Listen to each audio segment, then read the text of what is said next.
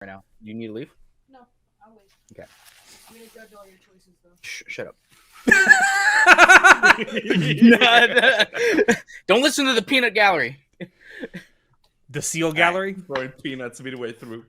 Yeah. All right. Here we go. And Why do they call him the peanut gallery? I don't know where that term came from. Okay, no, I'm ADHD. We gotta go. Oh, yeah. Fast. All right. Go fast. Fast. Sanic. Sanic. All right. In 3, 2, 1.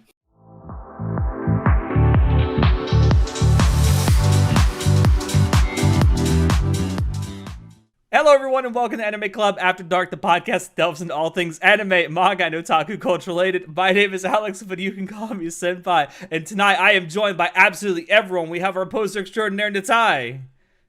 I once again, I'm out of bits because fucking John had to go Sanic mode. Calling John. We have our source material, week. John, who's here. Gotta go fast. Go fast. And we also have with us Boy Lover 69 XXX. Have a seat, my friend. My name is Chris Hansen with Dateline NBC. Oh no!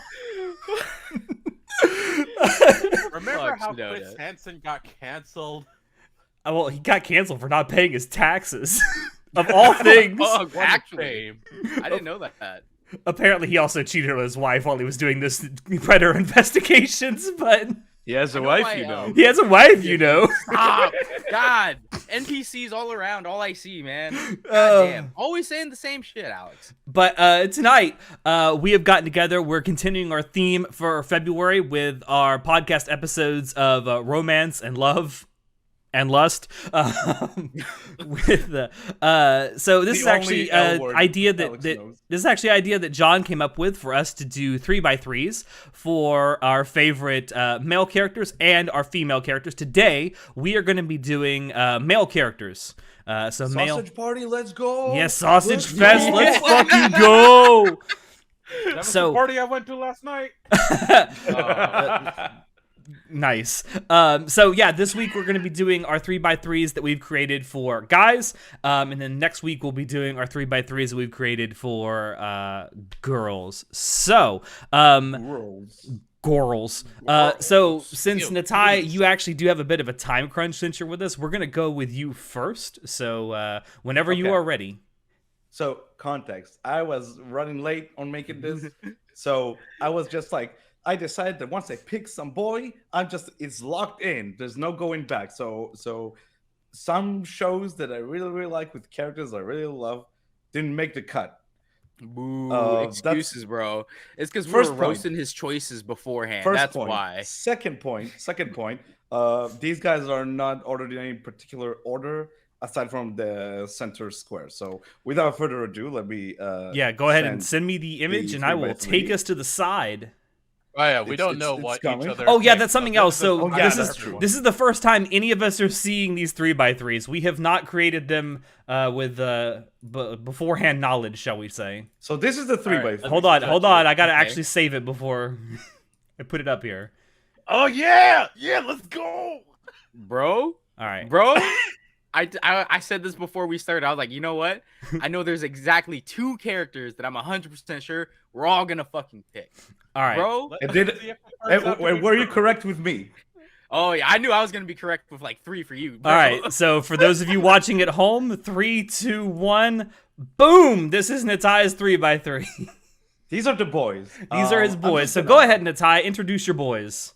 So the boys. So I'm just gonna go from like top left to like bottom right, and I'll just give a few words. So I tried to be specific with the photos I used to reflect the aspects of the boys I liked so much. So Kazuma from Konosuba, I think, is a perfect example of an absolute dipshit. Chad. He's an absolute giga Chad, but he's such a dipshit, and I feel him. You know, I totally want to go drink at a bar with him, just like hang out, shoot the shit, and whatnot. I think he's just like him, I yearn for true gender equality. I understand him. I like that you use this image too, because this is the one where he's holding the wine, right? Yeah, and he's resting on Wiz's boobs. It's perfect. I just love Kazuma a lot. He's like he's one of those friends of yours where like you're such a fucking asshole, but I love you so much because you're my asshole. You know, I completely understand that. Yeah, that's a pretty good pick. Okay. Yeah. Kazuma is great. I love Kazuma. Moving along to a different kind of dipshit. Araragi, Koyomi Araragi from Monogatari. Oh God. Because Araragi is one of those guys where you can say a lot of bad things about him. Most of them are true, but he's ride or die. He is a ride or die bitch. Okay, yeah. He'll be there for you at your lowest moments, and I appreciate that. I appreciate that a lot about him. Again, will he be there when you're the lowest of the low? Ooh, that's a good question. But yeah, like I as someone who I feel very loyal to my close friends, and so I do relate to that sort of aspect to him. Like, so it's like it speaks to me, and again, it's like he's kind of an idiot, but I really appreciate him being like so loyal and so willing to like go through so much hell for the people he loves. So, okay. Yeah. By the way, if you guys have any comments, be sure do we want to save the shitting for the end of it, or just go along? Well, if anyone wants to interject and shit on your choice, I mean, I wouldn't put Araragi in my 3x3, but I mean, to his is like I understand, like because Araragi is the type of dude, but the problem here is that he's the type of dude that I'd like to hang out with, but he's always surrounded by bitches, and I'm just like, wow, what kind of game do you pull in here? First of all, you've already got Hitagi. But why is every other bitch in love with you? Like, man, come on, share some with what the hell? Share some with the boys, bro. Like, hey, maybe he's sharing. Sharing's caring. Our girls. Our girls. Ourgasm. Oh, Jesus Christ. I hate it. But yeah, I love Araragi. So moving on, Shirogane, the president from Kaguya-sama Love is War. This is a recurrent theme I sort of noticed as I built this list with some of these characters. I really, really respect and I really connect to characters who manage to pinpoint the things they lack and they want to improve themselves, and they actually commit and go through with that like mission of self-improving themselves.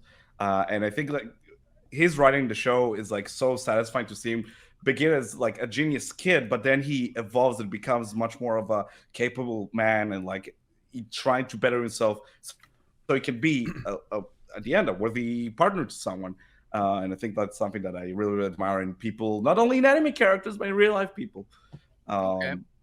Now, yeah, so do you only watch the anime, or have you read any of the manga? I only watch the anime, so only one. So okay, up to season 3. All right. So that's all I know. I don't. Maybe in the manga later he becomes the dipshit. And like, no, I'm not saying nothing. I just wanted to know because I was just like, I feel like Miyuki is a pretty strong pick. But I was like, but have you read the manga? Like, do you have a reinforced reason like I do for like? I was going. Solid pick. I was going to pick Ishigami, but at the end, like, because he also has that sort of side to him. But at the end of the day, like, there's something about Shirogane that I'm much more related to in that. Like, I don't know. It could be maybe tomorrow you'd ask me the same question. I would pick Ishigami instead. But yeah, both of these boys. The thing about like so like the difference between Ishigami and Miyuki is that Ishigami is kind of gifted, but he knows that he's lazy. He just wants to play video games, and it's like relatable. That's me, right? But Miyuki, like when you see him work hard, like everything that he has, he's worked hard for, and it's just like when you see him, just like I like this guy, and it's like he's so straight edged, but also at the same time like super kind, and it's like it's that dichotomy. It's like the same reason why Kaguya falls for him. Like I felt the same way. I'm like, I want to be your bro too, bro. Like we could all hang out. Let's go karaoke. Oh God, never mind. Don't karaoke. Bro, did you listen to him rap, dude? Oh, yo. Funky fresh. Oh, Natai, I do have to say, I have to agree with Kaguya. Them tired eyes. Oh my God. No, I wasn't going there, but sure. Remember that one where he's like he sleeps well, so he doesn't have the tired eyes anymore? Oh yeah. Everyone's like, oh my God, Miyuki, the president's so beautiful. And Kaguya's just like, eh? Who the fuck is this? I'm not attracted to that. So anyway, that's Shirogane. That's why I like him so much. Okay. Moving up next, the boy, the main boy, the classic. Simone from Gurren Lagann. I think John's with me on that. I think Simone's journey is so fucking inspiring because it's like seeing this guy grow up and mature and become like a man. I know that word can sometimes sound like it's like toxic masculinity, but no, it's like the guy actually like overcomes his own demons and like becomes stronger for it, and is strengthened by the people around him that he cares so much about. And like going back to the self-improvement part, yeah, it really touched me. I think just like seeing him grow up before my eyes till the very end of the show, where you get that shot where you see how much he matured, and you're like, bro, he truly became the man that believed in him, that believes in you, like that believes in him. I have to ask you, Natai, have you ever heard Hiroyuki Imaishi talk about what masculinity means to him? No, I haven't. He was asked once, I think it was actually at Otakon, one of the years he was there, and I was at one of the panels. He was asked, what does masculinity and being a man mean to you? And his answer was, constantly improving yourself for the sake of those around you. Right on. Fuck. All right, yeah. What a legend. Dude, it shines through, especially with that's Gurren Lagann. That's Gurren Lagann in a fucking nutshell. Like that's his entire philosophy about manhood. That's beautiful. Bro, row, fight the power. That's a pretty good pick. Indeed. And Simone, I think, embodies that like perfectly. So yeah, the next spot I'm gonna save for last because I said that's the one I most like. I appreciate you choosing the manga version. Yeah, of course. Why did you choose the Berserk 2016 version? We don't talk about that. That doesn't exist. So skipping over the centerpiece, Gintoki from Gintama. I think what a wonderful picture, by the way. This is so sexy. I love it. I have never seen booger picking look so sexy. I think Gintoki, man. I appreciate him so much because he's one of the rare shonen characters that is like main characters that actually is not a kid. He's like mature. He's like 20. Fuck, he's 27. You'll be there one day. Don't worry, Natai. Yeah, that's me next year. Fuck. Anyway, and I think there's something about his demeanor and like the way he is, like with all the shenanigans going around him. Like when it comes to like the serious stuff, he's like very calm. He's very like present and in the moment, and he's not like that. It's not that urgent for him to do something really fucking stupid as like, main characters, I'm gonna take this down and whatnot. It's like he's like a guy who sort of knew defeat in his past, and you can see that on him. And I always appreciate that about how like a person can like hide all of that behind like being such a weirdo and a dumbass who likes to buy Shonen Jump every Sunday. There's something about Gintoki that like I just like really connect to in that aspect. Well, I mean, like the whole entire Gintama series is like it's supposed to be a comedy, but it's also got these like really dramatic like drama beats and like good story beats, and you're just like, yo, what the fuck? There's an actual underlying story here about like Gintoki's past and like who he was as a person when he was like the what was it, the White Hurricane? So what his nickname was? The White Samurai, wasn't it? The White. I haven't gotten that far, so I probably don't know. I don't remember. Whatever. He's like, because during the wars and stuff like that, it's just like, yo, there's an actual storyline, and they come back to it too. But then it's like they always insert comedy. It's such a weird like manga because it's like at first it's like, yeah, it's basically a Japanese Family Guy where it just makes fun of pop culture, right? Like it's not actually Family Guy. You put your pitchforks down. It's not actually Family Guy. How great would it be how great though would it be if Peter Griffin just showed up in fucking Gintama? No, absolutely disgusting. But what I'm saying is Gintama, the show and the manga, has always existed to poke fun of pop culture and its current events pop culture. So it's like South Park too. South Park does that. It pokes fun at pop culture. So like that's something that I think, unfortunately, I think it's not going to age very well because obviously in like 20 years, no one's going to get the references anymore. And they're like, I don't know why this is funny. Like when they do the AKB stuff, like do people even know who AKB48 is anymore? I do. Like that was, we do, yeah. Group? It's an idol group, yeah. It's an idol group. Okay. I still remember. Yeah. But like they're from like 10 years ago, so. But yeah, that's I don't know. I think saying that because now all I'm thinking is like Peter versus Gintoki. Oh my god, no. Style fight. No. So I like that you picked. I liked that you picked Gintoki because I think he's a really good, strong character too. And also, like, I love Sugita, the voice actor for Sugita Gintoki. is incredible. Sugita is fucking hilarious. I want to get a drink with him. And you know, despite not being like a straight up shonen, it is more of a shonen comedy. It's very odd to see a fully grown adult main character in a shonen. Yeah, definitely. Bro, we just forgetting about Goku here? Like, what? Okay, I didn't say it was like impossible. I said it was rare. Goku is a mature guy, but he's still like a. But he's kind of Mature. okay. I'll stretch. give you that. Okay. But you get what I'm saying. Most shonen revolve around like teenage male characters. Yeah. Gintoki's in his late 20s. Because There's the something demographic like about- for shonen is like 13 and under, bro. Like, Yeah. 15 and above is seinen. Like, that's How can that's I where we relate get- to someone who's so much older than How do me? you do, fellow kids? Yeah, exactly. How do you do? But yeah, I think there's something about Gintoki that always like I was always I don't know, Fond of? really Like, connected he's to just you. like, yeah, Yeah, I get that. attracted to, you could say. But that's Gintoki. Moving along. So for the record, Black Clover is not a good show. Yeah. I don't think It gets better. Glad you Hold started up, out with hold that. up. Hold up. Asta is not a good main character. Okay. So why is But he I'm on gonna this list? justify his position on this list, all right? So Okay. I mentioned a few times about 2 years ago or so, I think. I started to go into the gym more regularly thanks to my friends that I moved closer to. And we've been committed to that for like the past 2 years or so. And it's been great, and I've been really enjoying Get it. swole. And yeah, but at that around before that time, not too. I think while I was sick, while I got Corona, COVID. He got the Rona. I got the Rona. My Corona. What happened was that I was so tired. I was dead. I couldn't do anything. I couldn't read. I couldn't watch anything. I was so sick. But I was like, I want to do something because I'm in bed all day. So I was like, I can't stop watching Black Clover. It's probably a shit show anyway, so it doesn't matter if I watch it half dead.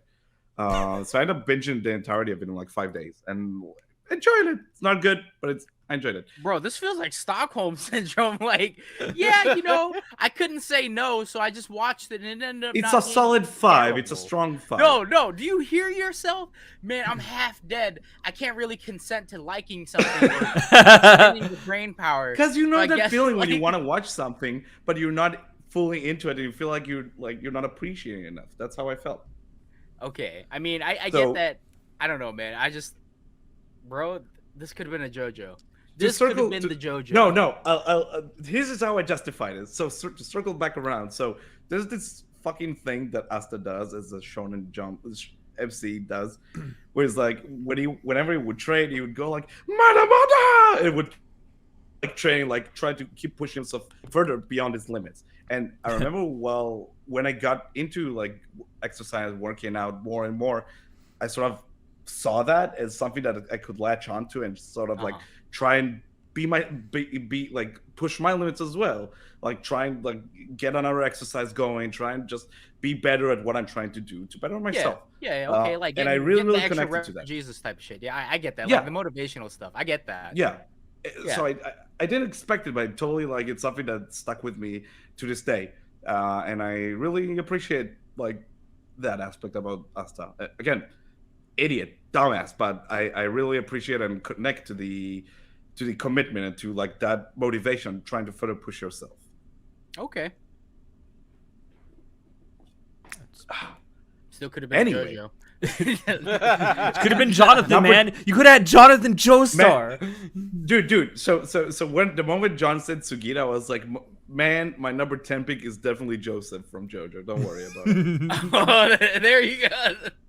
Speaking of improving yourself, next up is Mob from Mob Psycho. I think it touches on the same thing with Asta and Shirogane and Simone to some extent of bettering yourself and like going out of your way to and committing to bettering yourself. Because that's I think the most inspiring thing a person can do, like identifying his flaws and going the extra mile as much as he can. He's doing it on hard mode too because he's trying to simultaneously improve his body and his personality. Yeah, which is like it's so satisfying to see it unfold before your eyes. 'Cause it's like, yeah, dude. It's like you're cheering him on. It's so it's fantastic. I love him. So, are you caught up? Did you finish season 3 of? I didn't finish Mob season Psycho? 3. No. Okay, all right. I just wanted to know because like, I'm gonna be honest here. I didn't. I kind of like skimmed through season 3. I didn't pay too much attention, so I'm gonna rewatch it. John, what the fuck? Bro, I told you I watch things passively. He'll rewatch it for our spoiler cast, I'm sure. I'm gonna rewatch it for the. I just watched things passively, and I was like, yeah, that was I really like the story. And I'm like, I don't really remember too much of it though, because I watched it passively. I know I'm a terrible anime reviewer. But yeah, Mob is great. Okay. Wait, so we were about to say something about Mob? No, I was just wondering if you finished it. Okay, not yet. Okay. Soon. Next up, because let's try to get through these fast. Spike Spiegel. Spike Spiegel is literally the rule of cool, and I just want to be like him because he's so fucking cool. Like, there's no other character in anime. Do I look like I have money? Relatable. Shoving food from his mouth. I love the fucking Peppers, damn it, peppers! This is supposed to be beef and peppers, right? Or peppers and beef. Yeah. So where's the beef? There's no beef. I think, like, I know it sounds really dumb, but I wish I was half as cool as Spike. He's so smooth. He's so cool. He's like. Words cannot describe how much I can sympathize. I mean, this guy. you said it. He is literally the rule of cool personified. No. Okay. All right. Now we got to get to centerfold. Come on, boy himself. yes. All right. So Guts, the man, the myth, the legend. The man, the myth, the legend, the struggler. We talked a lot about Berserk in this podcast. Have we should ever probably done a do a Berserk podcast spoiler sometime. cast? No, we have We've never not. done Oh, one. we haven't. Oh my god, we should rewatch all. We of should them. definitely do it. I mean, we Rewatch should do the 1998 Berserk, not 2016. No. We need to rewatch all of them and compare and contrast. Oh, I mean, I'd be down for that too. Oh, Jesus Christ. Wait, even the movies? Yeah, even okay. the movies. Maybe that might be something we do later this year then. Maybe. So yeah, to get to the point, I think Guts' struggle and like his journey on like finding his true purpose and meaning in life is something that I think about too much every day. Plays all the time in my head. It just lives there. It's like, oh, stop it, Yeah, depression, exactly. go away, go away, ew, cringe. And it's just something that I go back to every now and then, reflecting on myself, like reflecting upon it. And it's not like I have a conclusion about it. I just like it's just something that keeps popping in my head. I just don't worry, none of us have a conclusion either. Yeah, yeah. Oh, dude, R.I.P. Miura. Yeah, but it's I don't know. It's just I don't even know like what's the right words to describe how I feel about Guts as a character. But just like his struggle, he God damn it, him keep just marching on and trying to find whatever answer he's looking for. It's so relatable because it's like he's a character that all the evil in the world has happened to him, and he continues to fight against it. Sometimes with rage, sometimes and he wants to protect everything that's precious to him, right? And watching that get stolen from him and stuff, it's just like it awakens something inside of you, like this poor man has suffered so much, and he will continue to suffer because he's on a revenge path. And it's just like, but it's about him coming to terms with like everything that was stolen. What is important to him? Yeah, like what's important to you, and like realizing you can still rebuild, and like that journey itself. And it's so impactful. Yeah, it's like it blows me away every time I talk about it. How beautiful this story. Thinking about Guts has got me thinking about a recent episode of Vinland Saga season 2. Where Thorfinn just says nothing good has ever happened to me in my entire life. Oh man, that's just Guts. That moment when that happened, I didn't just watch. It's so good. I felt it. I was like, Jesus Christ! Vinland Saga is touching on something really similar right now, but Guts to me is like the embodiment of this like human emotion. You know, it's a good pick. Yeah, it's a great pick. So that's my 3x3. All right. Can I go next? I mean, I have to. You can. I do want to say, if I don't get a chance to say this in a tie before he has to leave, I only have one overlap with your 3x3. Oh, really? Yeah, not to spoil anything too quickly, but I do only have one overlap here. Interesting. Okay. But yeah, if John, you want to go next, you can go next. Wait, hold on, Shinoda. Since Natai might have to leave early, do you have any overlaps with Natai's list? He doesn't even know what's on his yes. list. Yes. Okay. Yes, I do. If it's Kazuma, then I'm so happy. No, 100% it's gonna be Shimon. But all right, let me post my list. All right. It's now funny. I'm curious about John. John is the one I'm most curious about. I was like, you know who's gonna have the most in common with me, bro? Right. You know who's gonna have the most in common with me, bro? Just a second. My dude. I'm so happy. Y'all are so Holy gay shit. for each And other. It's Here it is. This is John's 3x3, everybody. Bro, even the location for Guts is... Oh, all right. So I love you, dude. Guts is in the center because that's where he belongs because he is the best boy. There are two obviously. literal children on this list, John. So one of them I is swapped out. It's children. funny. So I actually had Simone on here instead of Poco, but I was like, I don't like the fact that my entire theme for my 3x3 is all these men have suffered. Yes. They're very sad boys. In various ways, too. Some of them And they're physically, fucking some of them misled. mentally, some of them emotionally. And I'm just like, I have a theme. Yes. I like sad guys who improve upon themselves. Sad And I'm like, oh, boys. that's kind of weird. It's almost like what's this a I'm like- reflection of? yeah, I know. It's almost like I'm projecting or something. Oh no. Oh no. Depressed? You are depressed. Yeah. Oh So- oh no. Morty, I'm depressed. So I saved the centerfold for best boy. So I talk about best boy last. And I'll go top left to bottom right to just explain everything. First up, we've got Momonga-sama himself, or Ainz Ulgon, as he's known from Overlord. Bless Papa Bones. And I put him here because I love the Overlord series. I love that this main character guy is super overpowered, but inside he's still like, bro, I don't know what the fuck I'm doing. An idiot. Like, I'm kind of a fucking idiot. I'm like, bro, I relate to that. I bullshit my way through things, and people are like, wow, you're so smart. You know so much. I'm like, He's like that saying, you project confidence and people will just follow you. Yeah. But at the same time, I also love the fact that his entire goal in the series is like, he loves his friends, he loves his guild, and he wants to protect what's precious to him. So he will go to any means necessary to protect what's precious to him, even if it's genociding of like cities and shit. So I'm like, relatable, bro. I feel that to my bones. And yeah, just I always talk about Overlord. Everyone knows I love Overlord so much. I love the books. I'm so sad it's gonna be ending in like I think volume 18, so 2 more volumes because 15, 16 just came out. So 2 more volumes, it's gonna be over, and I'm gonna be so sad. Hopefully the ending doesn't just like completely suck, because originally it was supposed to be like I think 19 or 20 volumes. Then Maruyama was just like, yeah, I don't want to write this anymore. Aw. At least he'll finish off on his own terms instead of just dropping it or something. So Or Maruyama dying. has stated that, or die.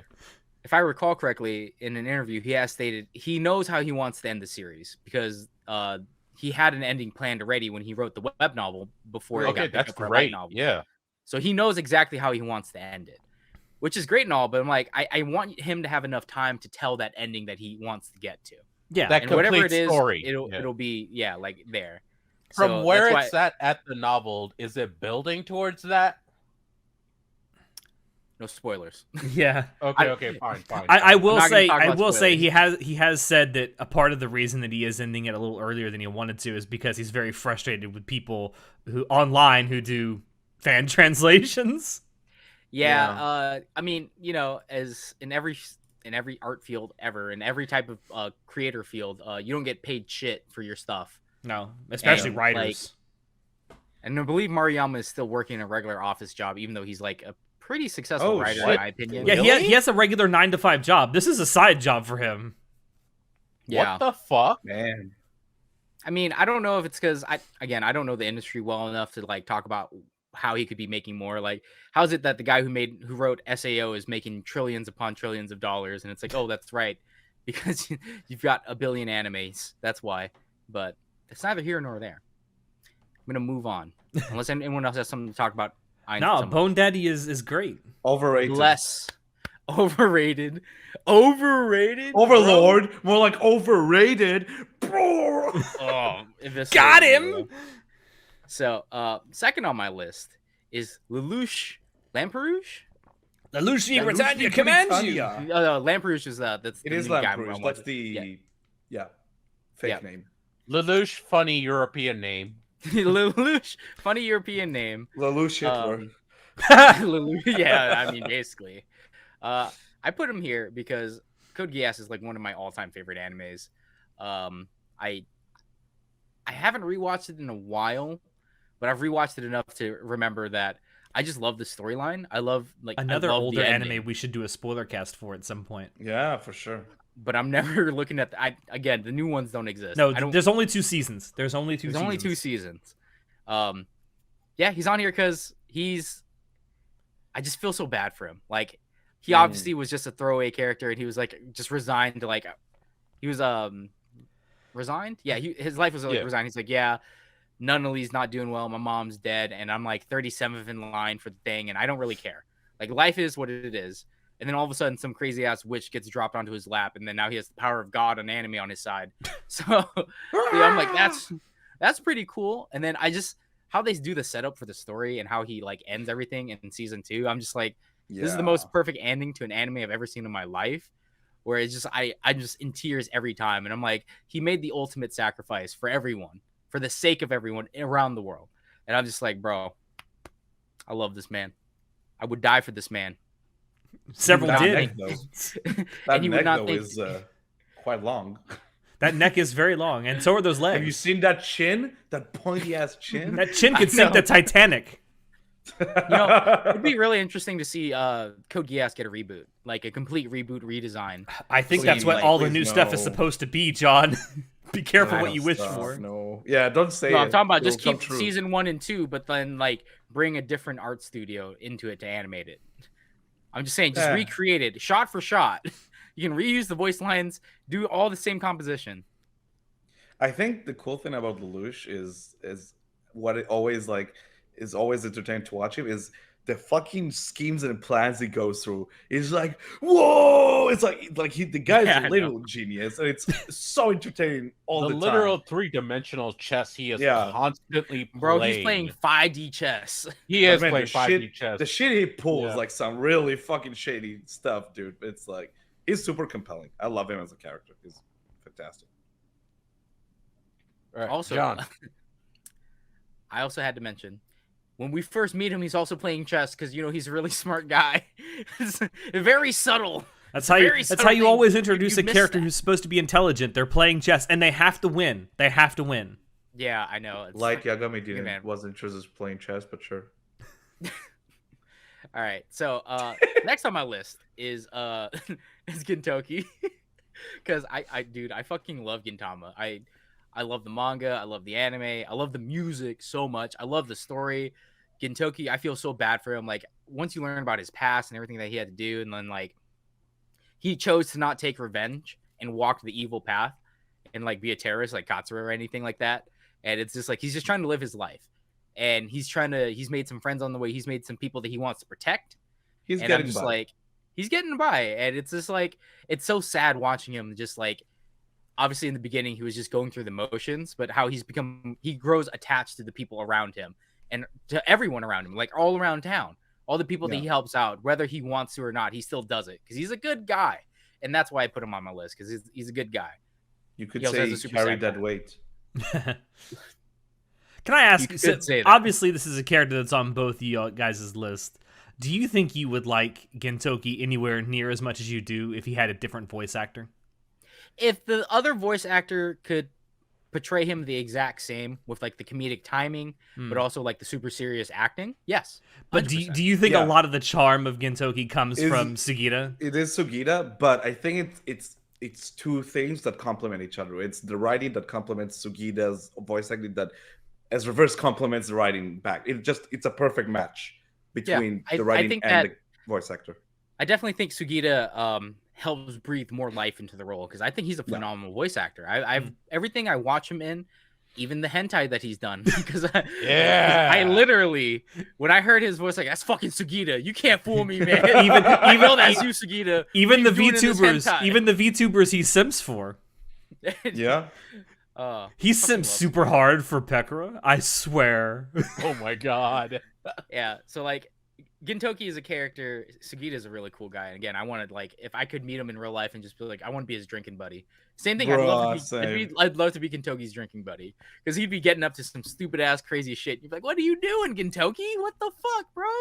He's like, listen, we got to go save the world. Doesn't matter. I need to borrow your moped. Like, all right, man. Say no more. Bro, it'd be a fucking riot to be inside of Gintama. Bruh, you would die instantly. Someone will run you over. A weird alien will crush you. I know. All right. So next on my Speaking list. of Sugita. Yeah. Speaking of Sugita. Let's suck off Sugita some more. Bro, I had to put my favorite JoJo on this list, and it's Joseph. I prefer old Joseph over young Joseph, to be honest.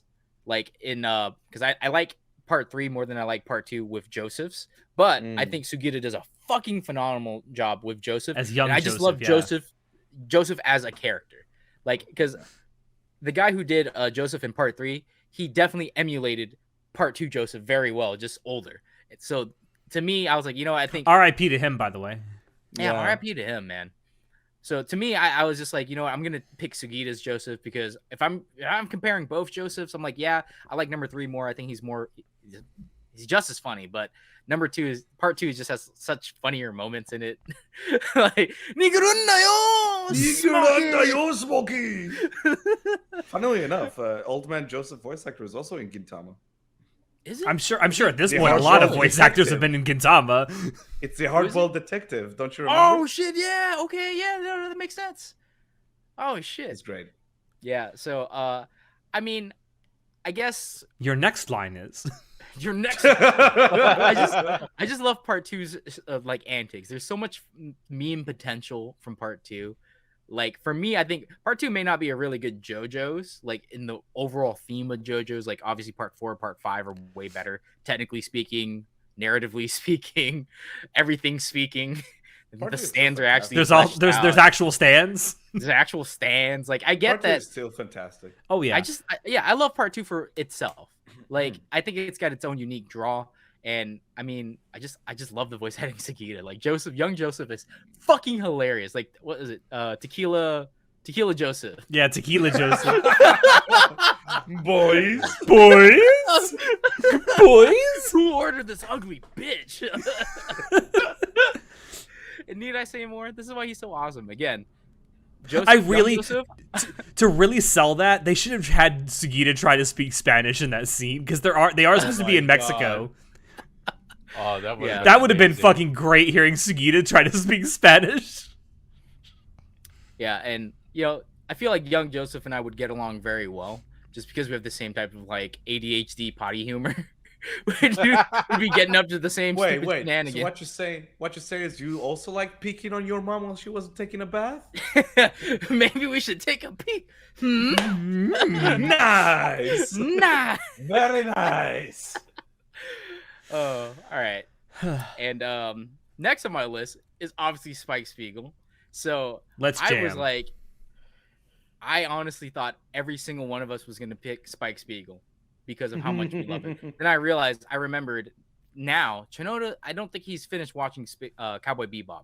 Have you finished the Blu-ray is literally right there just taunting me. You haven't watched it, so that's why he's not on your list, which is why I'm pretty sure yours is Simone. Deduction 100 right there, bro. Fucking LA Noir. Look at that. You are literally Cole Phelps. Let's go beat up a suspect. God. I had to put Spike Spiegel because, again, rule of cool. He's so fucking cool, dude. And I love Steve Blum's fucking one-liners so much. The voice acting in the dub is freaking phenomenal. I love a woman that can kick my ass. Exactly. And I feel so bad because, like, again, this common theme of, like, he found something to protect, but revenge consumed him in the end. And it took everything away from him, right? But he made peace with it, which was great, but at the same time, it's like it's bittersweet. And it's like I'm like, bro, my heart hurts for Spike Spiegel because he could have walked away like that scene at the end, right? With Faye Vicious with where he's leaving the ship finally, right? And he's just like he had an opportunity to not go, to pick up his new life instead of being linked to the past. And I'm just like, oh, bro, it hurt because it's like you spend this entire series going on funny, stupid adventures, and then you get these really sad beats of like his past. But then you see him grow as a person. Like instead of just being strangers and bounty hunters, they become actual friends. They're like his new family. And to watch that growth and everything, like this is why I love Spike so much. He's such a he's a real character because at the end of the day, he chose revenge because that's who he is. Because he couldn't let it go. And I'm just like, oh, my boy Spike, bro. It's like he has that demeanor like Gintoki, where it's like it's a man that supposedly let go of his past, but it still haunts him, right? Yeah. I think there's something very mature about that to some extent. I don't know. There's something appealing in that. Yeah. And it's just that's why he's on my list. He's like he's good. He's good. He's a good guy. I would love to go. I wouldn't want to gamble with him, but I'd drink with him.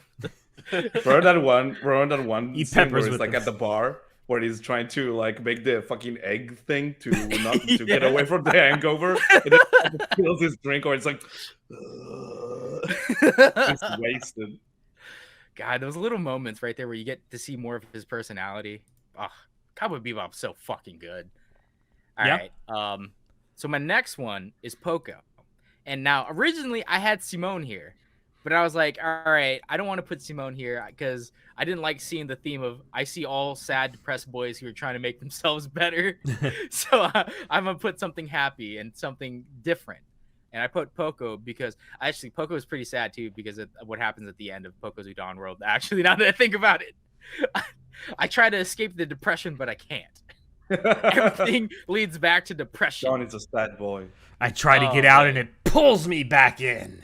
But you know, Poco is so fucking cute. Like the speed at which I pre-ordered the Blu-ray was no joke. He literally saw like 3 frames of the first episode of the anime. It's like, I gotta have that. Sentai was like, hey man, we have. I was like, but in my cart, expedite shipping. And then I rewatched that bitch right when I got it, and I got sad at the end. I was like, oh, Poco. He's like, if I have a kid, when I have a kid, if I ever have a kid. Is it going to be named Poco? I'm not going to name him Poco. I wouldn't do that to him. But I want my son to be like Poco, just curious about the world and just like something going to be like, I would destroy the world twice over for you. I like the subtle side eye you did when you said, if I had a kid. Like, hey babe, how you doing?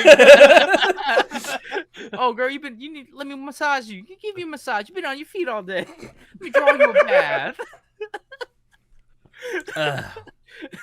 Oh, Dad John will be a sight to behold. Anyway, just imagine a tiny me running around this world. Whoa. Oh dear That's God. dangerous, dude. That's very dangerous. God save you all. We're fucked, guys. We're fucked.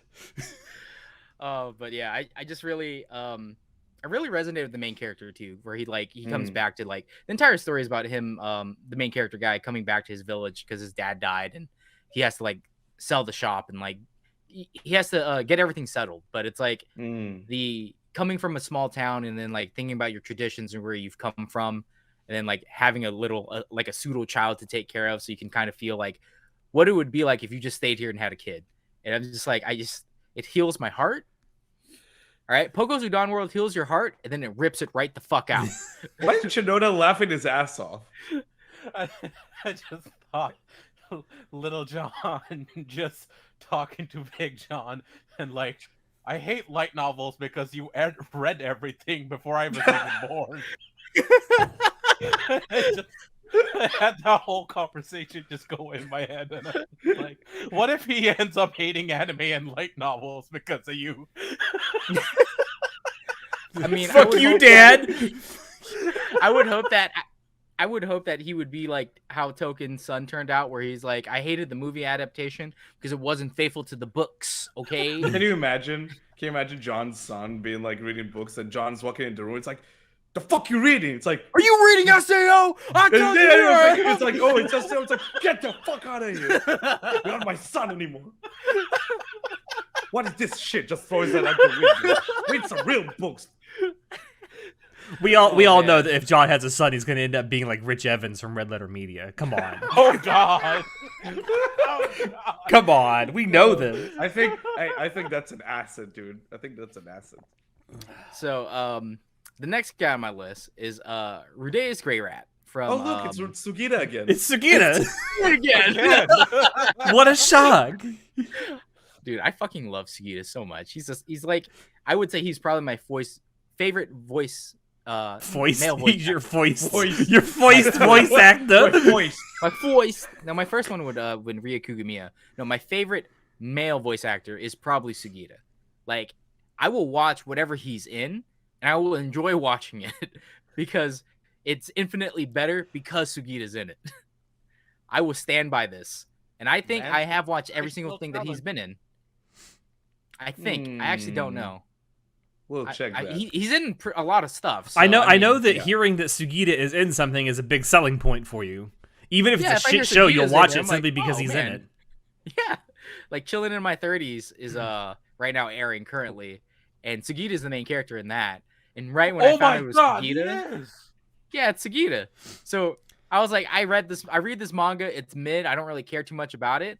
And then I heard Sugita was in it, so I was like, okay, I'll watch it. I'm actually kind of enjoying the anime. Like, it's dumb, but it's turn your brain off kind of dumb. And I'm like, and Sugita is just so fucking great at voice acting. Like, whenever he's in anything, I'm just like, I could listen to this man act for hours. Yeah. Bro, episode 6 fucking time jump like hell. Bro, I told you in the preview what was gonna happen. Like when we but I still wasn't expecting it that early. But anyway, I have Rudy here because I think when I read Mushoku Tensei, like originally, Mushoku Tensei is about like redoing your life and being a better you. So it's about self-improvement. It's about the main character, Rudy, feeling like a piece of shit and like wanting to redo all of his life. And I'm just like, maybe it's because when I read Mushoku Tensei, the web novel originally, I was going through a very similar thing where I was like, I was kind of a piece of shit human in high school. And I feel really bad for everything that I've done, for all the people that I've hurt, for all the shitty things that I've ever done in my life. And I wanted to be a better person. I wanted to work on myself. And I was given that at my new job where I was given responsibilities. I was in charge of people, and like, it gave me a chance to prove my worth to myself. And, you know, I feel blessed. And I thank the people who were around me at the time who gave me that opportunity. And I still thank them to this day because like they saw the good in me. They're like, you have a lot of potential. There's still good in you. You can still change it.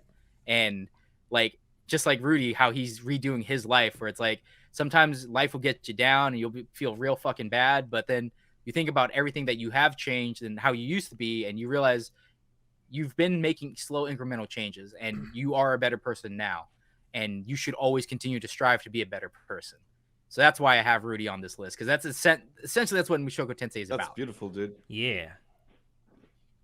He almost made it to my list. Solely on the fucking last scene from season 1 of Mushoku Tensei. That shit hit me really fucking hard. But yeah, I love Rudy as well. His story is like really inspiring to me. Yeah, it's funny. I just had this conversation the other day with a close friend of mine where we're talking about like people being able to change or whatnot, and he was under the, and he claimed that he doesn't think people change at all. I'm like, bro, you don't even fucking know, dude. It's like some people don't. I think almost anyone has the capacity to change. Oh, yeah, everyone has the capacity, but a lot of people don't, because a lot of people just rest on their laurels. It's hard. It's really hard. Well, yeah, it's really like hard. Changing is hard, and that's why honestly, it's worthwhile.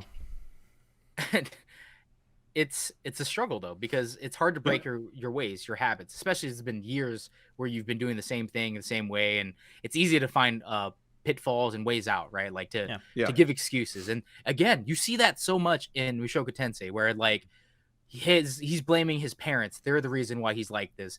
They're the ones who didn't take care of him enough, and how dare they die before him and not take care of him anymore. And it's like he's such a piece of fucking shit.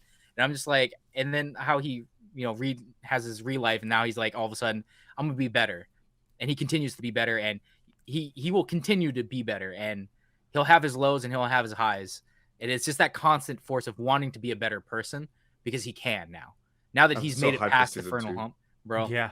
It's like it resonates so much with me. And again, I don't know. Honestly, it might be because I was going through a very similar thing in my life during the time I read this, but it's just I still think it's a really great story, and people tend to agree with me. So no, on its own, it is a fantastic story. Yeah, like all the ecchi moments of the manga or the novel and the anime aside, literally everything. Yeah. Yeah, like they're there, but you say aside, I got to watch Roxy masturbate. I'm okay. Oh my god. That's not the main point. It's there as comedic relief. It's not the main point of the story. Like you can write 80 chapters of pure backstory about like exposition, fucking story background, everything, and then you add one fucking sex scene and all people talk about is the sex scene. Yeah. It's You're like right. that old adage, you can cook 100 meals, but you're not a chef. You suck one cock and all of a sudden you're gay. So you're a JoJo fan. You're a JoJo fan, yeah. Because you're a JoJo fan. That's how that works, right? That fucking stupid gif of like that stupid gif of the Hulk running the field, and the tag says when a JoJo fan sees an unsucked cock. Yeah, I know that one. He's like running in the field. But John, you bring up Sugita and his powerful voice acting. The next one on your list here, also great voice acting. So the next on my list is Okabe from Steins Gate. He is voiced by the one and only Mamoru Miyano. And fuck Mamoru Miyano. Excuse me? What? How dare you? Fucking Mamoru Miyano. I thought you said fuck Mamoru. Yeah, I would, but oh my god. I mean, same. Yeah, I don't know if Steins Gate was his breakout role to be become a main character. No, Death Note. Death Note. He was L. Death Note. Oh my god, he was L. No, he was. I didn't watch the Japanese. Excuse me, Light, not L. Excuse me. He was Light. I didn't watch the Japanese dub, so I don't know. I only watched the English one. That was like his first huge big breakout role. I think he had a couple other roles before then too, but because I've only known him as supporting roles prior to Steins Gate. Mm-hmm. Like in was Light in Death Note. Kimi Todoke, he was one of the supporting characters. But I put Okabe on this list because at first I hated Okabe. I hated Steins Gate the first 4 episodes, to be honest. No. I was like, this show is kind of fucking stupid and lame. And then it gets way fucking better, exponentially better when you get to episode 6, 7, 8, 9.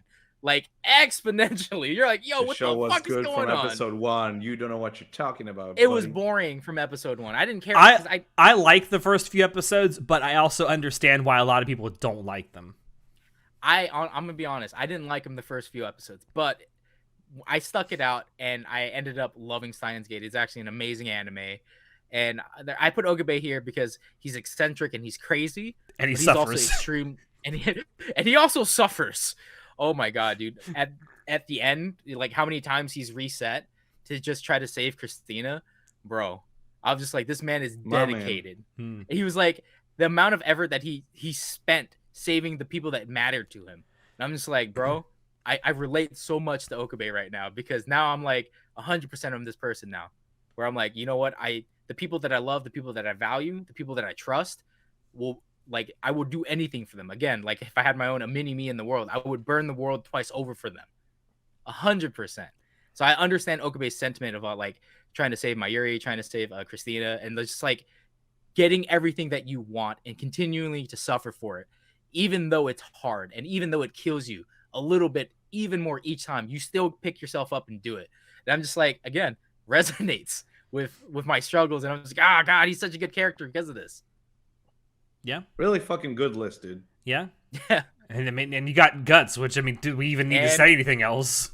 And as my centerpiece, Guts, because again, same thing, same deal. I already talked about it in Natai's list, but his suffering, his journey, everything that he does, how far he's come, and how much he doesn't realize the people around him have helped change him into a better person. It's like his journey seems like it's never ending, but it's like it's not about the journey. It's not about the destination. It's about the journey, right? It's about the friends you've made along the way. And when you see little bits of that where he peeks back and he's like, I actually do cherish these new sets of friends. It's like his growth as a character.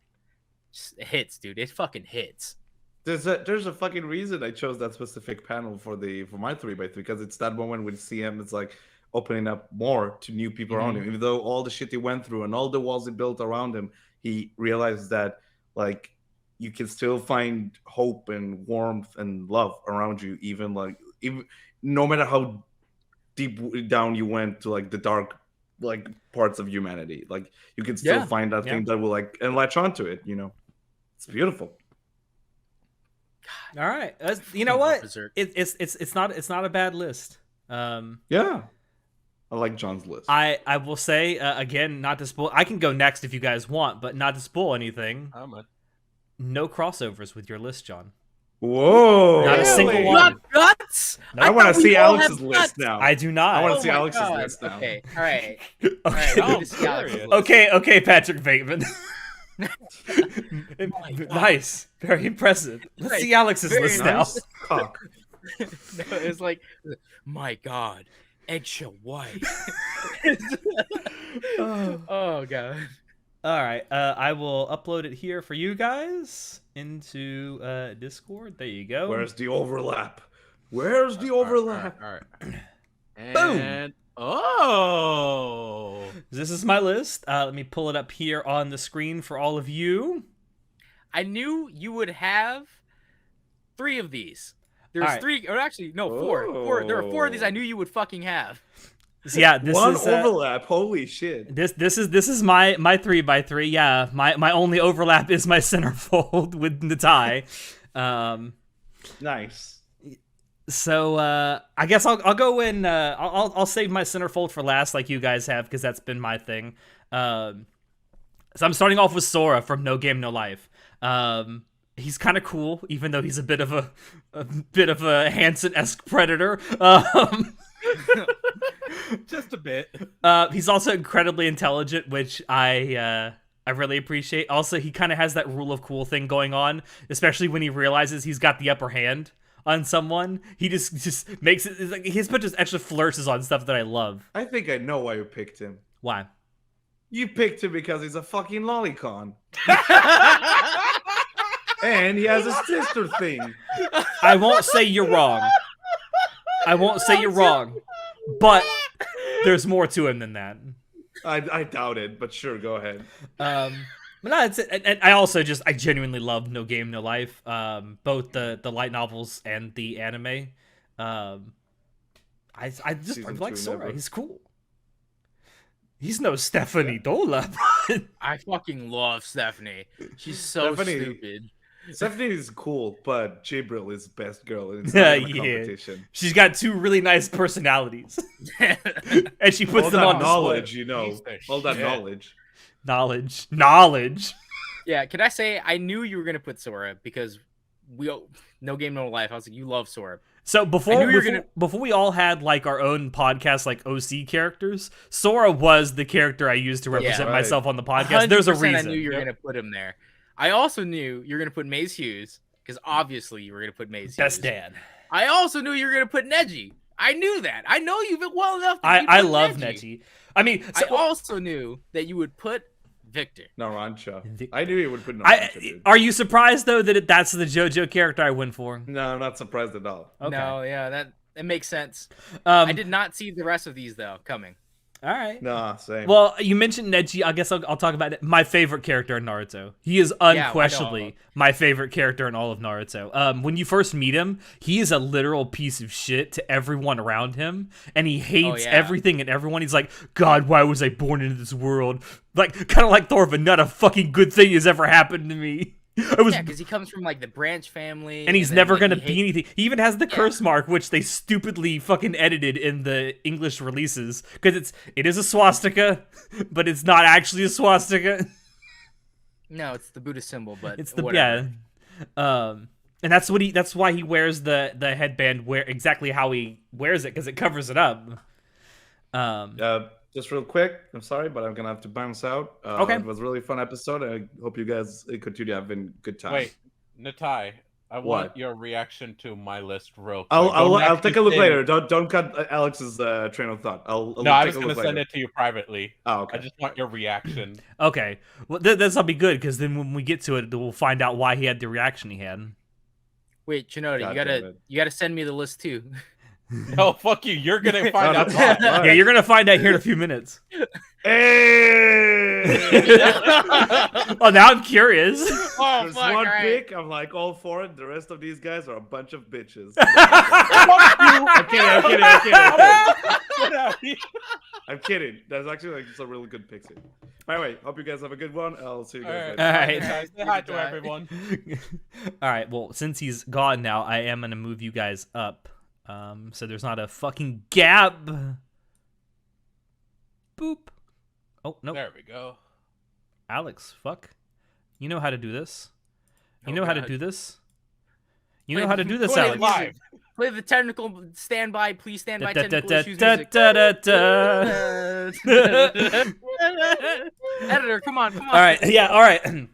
Here we go. So yeah, Neji, I fucking there's absolutely nothing I dislike about Neji and his character arc. I've just watching him grow and change throughout Naruto was one of the most satisfying things, especially going from the original series to Shippuden.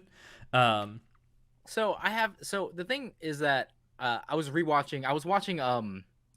Boruto on YouTube. Shame. Like fight scenes in Boruto, okay? And I was watching what's his name? Oh my god, Choji, Mm-hmm. the big dude. Yeah. I was watching Choji in Boruto and how he ended up, and also, holy shit, his wife, bro. Bro. Choji got game, bro. Like, damn. But yeah, I was watching a You know like exactly why she married him too. yeah. That partial expansion. Oh, get out of here, dude! Get out! No, because he's got a good heart. Because I mean, that too. There's this YouTube channel that I was watching, like that did everything there's to know about Choji. It's like the Amagi, I think it was, and it's like a 35-minute video. And I was like, I've got nothing to do at work, so I'm gonna watch this about Choji. And I was just watching, and I was like, oh, they developed Choji a lot in Naruto. Like he doesn't have very many episodes dedicated to him, but they definitely develop his character throughout the series enough. Like obviously not enough as Neji, because Neji actually means something to Naruto. Because I mean, Shikamaru means more to Naruto than like Choji does, but Choji does definitely have his own growth. And I was revisiting that. I was like, you know, Naruto does a really good job at that, of developing other characters other than Naruto. Yeah. Like, there's everyone does get developed a little bit, and it gets added on. And because it's like where it goes from Naruto to Shippuden, and then now all of a sudden Boruto, there's more that gets continually added on and compounded. And I'm just like, this is why I love Naruto, because I love the characters. I love the fact that they're at the core they're the exact same as they were before, but it's like they refine themselves, they improve themselves, and it made me rethink like Choji is just kind of like, haha, he was the fat guy character that does some stuff sometimes. Yeah. It's like and it's just God. But yeah, I knew you were gonna pick Neji because we always talk about Neji. Like I definitely think he's a very impactful character for Naruto as well. Yes, for sure. And I definitely understand why you would put him. Yeah, every single episode he's in, I just absolutely love. And then at the end, whew, oh, no, I'm not gonna spoil anything, but whew. Yeah. Okay. Next on my list is Izaya from Durarara. Fucking Izaya. I'm gonna be straight up with all you two. I just want to fuck him. I really do. Oh my. Is he the guy with the stop sign? I didn't watch Durarara. No. He's the guy with the stop sign. He's the guy that gets hit with the stop sign. Yeah. But no, he's the trickster. He's the guy who knows way more than he ever lets on that he knows. He's got his finger on like everybody, just wrapping around his finger with the string. It's great. It's great watching him in da. And he's hot. Oh my god. Of course you do that. This is why I knew you would put Victor and Maze, though. I knew that. I know what type of dads you're into. In my defense, I put Maze on here because he's best dad. Like he's great. He's a great father figure. He is a great father figure. He loves his wife, and he loves his wife to death, and he dotes on his daughter endlessly. Like, what more could you ask for in a husband? And also, like, his death scene and stuff in Full Metal Alchemist is pretty like impactful. Spoiler alert, but yeah, that shit hit. You had to. Bro, who hasn't seen FMA and FMAB now? Like, come on. It's like one of the most popular anime, and it's been out for 20 years. I have to say though, with Full Metal Alchemist, like, you know it's coming in Brotherhood, and you're physically bracing yourself for it. Yeah, I know, and it still hurts. And it still hurts like hell. Nah, but Mace Hughes, like, the only reason he's on my list is I think he's one of the best anime dads ever. Oh yeah, he's definitely like the type of guy that if he was in real life, he'd be the father, the dad's. The barbecue dad, the one that you go to every weekend and be like, "Hey, what's up, man?" He's like, "Hey, what's up?" Yeah. Have you seen these new pictures I took of my daughter? Yeah, like, oh my god, she's growing up to be a real looker. You better watch out. God, he's such a dad. Oh my god, he is. That's why I fucking love him, and it's why his death really hits hard. I think. I think it's so. I feel like one of the few issues I have with Full Metal Alchemist is its actual lack of death. I feel like more characters should have died. I mean, I feel like death shouldn't be used as a like. This is why I hated Game got killed, because literally everyone dies, and I'm like, I don't care if everyone's gonna die and they're all gonna die horribly. There's no point to death. So what's the point of this fucking series? True, but I think Full Metal Alchemist, just like in One Piece and stuff, the fact that they don't use death very often makes it a lot more impactful, because like it signifies so much to the story. His death is certainly a turning point in the story for sure. Yeah, Mace uses. All right, I guess next on my list I have Rimuru Tempest Slime from that time I got reincarnated as a slime. I know there's a lot of people out there that think that Slime Tensei is just kind of cheap, generic drivel, and you're not entirely wrong. No, you're entirely wrong. But no, but I really, really enjoy it, and I love the character of Rimuru. He's always like glass half full. He always looks at things glass half full, and I appreciate characters like that. Especially in a world where I feel like if he really wanted to, he could very easily just take the nihilistic route and say, I'm just gonna fucking destroy everything. Fuck you all. It's like, no. Yeah. I'm gonna create a new nation full of all kinds of people, and we're gonna work together to make this world better than it was when I first got here. And I'm also gonna have a cool ass dragon rocked up inside me. Didn't even mean to, just completely by accident. It just sort of happened. Best tsundere dragon. Yes, Veldora, my boy. So, also slimes are fucking hot. Just throwing that out there. Alex, have you read the web novel? I have not. Okay, you just watched the anime. My only exposure to Slime Tensei is the anime. Yes. Okay, I'm surprised you took to Slime Tensei that much, especially given how much you hate isekai. I know, and I think a big part of why I like it, even though I don't like isekai that much, is because it doesn't lean super heavy on its like isekai-ness. And that it's kind of just like it happens, and then it's like we don't think about it ever again. No, and the fact that he's in another world really just never plays into it. It just becomes like a fantasy story after that. Yeah. I mean, I guess the only thing they do that kind of references it is like the manga shit that comes up, like the fucking obsession Veldora has with manga. I love it. I mean, I would too, though. Like, you see how Veldora acts, like he's a total chuny. 100% yes, he's a chuny. A chuny tsundere. The hunkiest chuny I've ever seen. Oh my god. Damn. I mean, for real though. Technically, the body that Veldora inhabits is a Rimuru clone body. Yeah, I know, but still. Now, I want to preface and I want to defend the fact that I put Rimuru on the guys list here for a second. I know he can shapeshift into anything.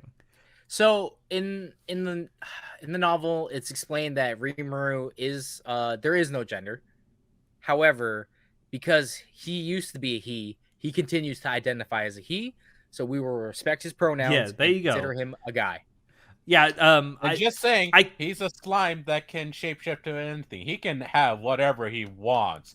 Just putting that out there. I can't remember if it was you, John, or someone else in our Discord server who was telling me that it hasn't been brought up in the anime thus far, at least that I know of. I haven't seen the new movie that's come out yet, but it was brought up in the web novel and or light novel. Soon brought that up. Okay, it was brought up in the light novel. So yeah, I remember him saying that. I didn't know that until it was pointed out to me. But also just the fact that he can shapeshift into just about anything or anyone is also really cool. Slimes are cool, man. I like slimes. All right. Next person on my list is Felix Argyle from ReZero. I just want to fuck. Yeah, let's go. I just want to fuck. It's a cat boy. I like cat boys. I'm not moving on. Moving on. We don't care about this. I like cat boys. Felix is. Yeah, it's there you go. Chinoda understands. Chinoda understands. He's got the Daki and everything. Is it a crusty Daki? How dare you? If you try to stand it up, will it stand by itself, Chinoda? If it actually stands up by itself, I'm gonna laugh. No, it doesn't. Oh, I know. I was waiting for it. That's how we know you're not really a degenerate, Chinoda. So the next I have on my list is it is from JoJo's, but it's not a JoJo. It is Narancia Giraga from JoJo's Bizarre Adventure Part 5, Golden Wind. I love this boy to death. He's such an idiot, but he's a lovable idiot. Every scene that he's in is pretty much comedy gold. Especially when Giorno and Mista are like hurt after that fight, and Mista's like, hold still, and it looks like Giorno's sucking his dick, and Narancia just walks up and goes, ah! Yeah. God, the timing of that was just so beautiful. I love that scene so much. Oh my god, I laughed my ass off. And he just decides to, like, even when he finds out that nothing is going on, he's like, he just chooses to believe, oh, they have that kind of relationship. Okay. And we're never going to mention it ever again. He's so dumb. And then, again, a lot like Nechi, the end of Part 5 comes, and... Yeah. Ooh. You want to know how dumb Narancia is? He says it is a big life goal when he knows shit's about to go down. And what happens? He gets got. He gets got on the ceiling. Fuck. Anyway, that is the only time I've mentioned it before on the podcast. It is the only time I've ever been reading a shonen manga and I cried. So far. Also, big shout out to the JoJo's Bizarre Colored Adventure team, because when they did the scans for that particular chapter, at the end chapter, they actually surrounded the margins of the page with flowers after Giorno does the little touchy thing. That was a really cool touch. All right, so next on my list, I just want to fuck. It's Victor from Yuri on Ice. Look at that face, though. Look at that face. A rapist. He's a rapist. Alex, I gotta ask. Do you want to rail or do you want to be railed? Oh, top for sure. I want a top. All right. I can respect that. He abuses his power. Boo. Hey, look, he's a Olympic coach. That's what they do. It's okay. Oh, no, I mean, he's not wrong. He's not wrong. God, listen, John. At least be thankful they were both of age. You gotta count the small things, right? It's the small victories, John. It's the small victories. Oh, thank God. At least they weren't pedophiles. Yeah, at least it wasn't a pedophile. Thank God. That's all I got for Victor. I still love Yuri on Ice to death. And then my centerfold is my only overlap with Natai. It's Araragi from Monogatari. For a lot of the same reasons that Natai mentioned, he's kind of an idiot sometimes, but he is ride or die, especially with Itagi. but with pretty much all of the people that he calls friends, whether they're males or females, he will be there for them. He will help them whenever they need help. And I respect that. I can respect that in both a friend. I can respect it in a partner. It's great. He also seems like he'd be fun to just walk around town with because you know some bullshit's going to happen. You know some bullshit's about to happen. Like every time he shows up, man, some shit happens. Like if I were his friend and we were just out and about town, I'd have that cell phone ready to record because I know some bullshit's about to go down, and I'm gonna get some good footage. Bro, having the friend that's like, man, every time we hang out, the cops show up, man. I swear to God, we always get into some bullshit because of you. So that's Aranagi, except it's not the cops; it's a fucking monster that wants to kill him. See, that's even worse, bro. I can't fight them.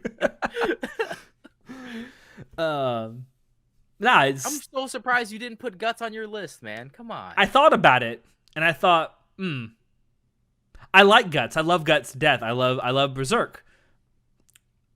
Or Spike. I honestly thought you were gonna put Guts and Spike on here. Now, again, another person I really, really thought about, but then I thought, I wanted to put some on here that I just wanted to fuck. Yeah, okay. That makes sense. Because, like, none of y'all have talked about just having a character on that you just wanted to fuck. Because there's no character I would not even in my girl 3x3, I'm probably not going to put one there. Okay, I might put one or two. John.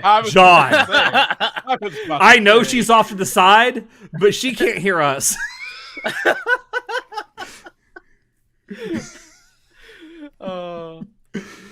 Yeah, this is my 3x3. I'm curious. So I've seen John's and I've seen Natai's. So Chinoda, are there any overlaps on mine?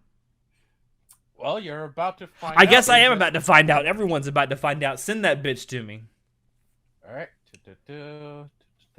Let's go to Discord. Chat. All right. Chatto. John. You thought. Who was it? Okay. Oh yeah, you have a couple of overlaps with me. I'm surprised. I am really surprised. Hold on, give me a second here. Let me put this in the file. Okay, respectable list. Ah, there we go. You really thought I would have Simone on there? Ooh. You really fucking thought. Why didn't you? He's a good guy. No, yeah. He's a fantastic guy. But like this is Chinoda's 3x3. Like I said, knowing because of how long we've known each other, I was like, you know, the person I have the most common with, Natai. I know for a fact me and Natai are gonna have a bunch of overlap. All right. So let's get started. Kazuma. Fucking piece of shit. I love him so much. Also, just to preface, I didn't do this in any particular order. I just put them all down, however. So your centerfold isn't your number one necessarily. Thankfully. Yeah, I honestly didn't think of that. I just put them down in like the order I thought of them in, and like when it finally came down to it, I was like, fuck, who am I like putting in here and who am I taking out? Because like it took me a good like 20 minutes to figure out, do I like that character more or that character more, and for what reasons? It took me a second, like John, I'm like, fuck, this is hard. You know, I thought about I almost put Alucard on my list too. I thought about it. I did. I was just like, you know who I really like? I love Alucard, man. He's so cool. But at the same time, I'm like, I wouldn't want to hang out with him. I just think he's cool. He's cool from a distance. You certainly wouldn't want to piss him off. No, I wouldn't. At least with some of the people on this list, it's like if you make him mad, they're just gonna leave. Like if you make Cosmo, he's just gonna leave. I mean, he might pull a prank on you, and then... yeah, but then he's gonna leave. Actually, I'll mention that later. Yeah, Kazuma, funny as fuck, piece of shit, but cool guy. Love to hang out with him. Love to make out with him. Just saying. Imagine if he was voiced by Sugita. Yeah. Oh God, I don't know. I wouldn't fit his voice. Wouldn't fit his character. I feel. I don't know, man. Yeah, I don't think so. No, I don't think Sugita's. Maybe. Like Sugita has. I bet he could make it work. He possibly could, but like, I don't know. Now I just how he is. I can't imagine anyone else filling that role. And I've grown to love Kazuma a lot more. I still haven't read the light novels or manga or anything. It's just the anime and the gacha game. Don't hate me for this. Konosuba Future Diaries. I've learned a lot more of all the characters from there as well. Is it actually called Future Diaries? Yes. Konosuba Mirai Nikki. Just starts off as the battle royale next. Like, oh shit, dude! Gasai shows up and kills everybody. Oh god! Hey, there's reviving in Konosuba. It's fine. Yeah. No, but I've definitely grown to love his character as more than just comedy or complete piece of shit. Lot more to that character, a lot more in depth, and I'm like, okay, this actually good. I fucks with this. Moving on. Alucard. That motherfucker. That queen fucker, canonically. I guess it wouldn't be that, it'd be... No. Remember, while he was with the queen during her younger days, he was in another form. That's true, I forgot about that. Yeah. He's had many forms throughout his undead life. Speaking of another show, we should do a spoiler cast for. With original Hellsing or Hellsing Ultimate? Both. Yes, the turkey fucker, the one we all love. Gobble gobble. That's a reference for those of you who know. And if you know, you know. One man orgy, fucking hot as shit, got big fucking guns. Like, what is there not to love? You forgot something. You forgot something though. He wears his sunglasses at night. And goes on very long walks in the park. Yeah, see, again, I think Alucard is a very cool character, but I'm like, I don't think I would ever want to hang out with him, because if I ever showed up to wherever he's showing up, we're all dying. Someone's dying for sure. Someone's dying, and it's probably going to be me. Collateral damage. I feel like it'd be worth it, like, just to spend some moments with Alucard, though. He's so fucking cool. I'm not a hot girl with giant titties. I don't think he's going to take pity on me. Schrodinger's casualty.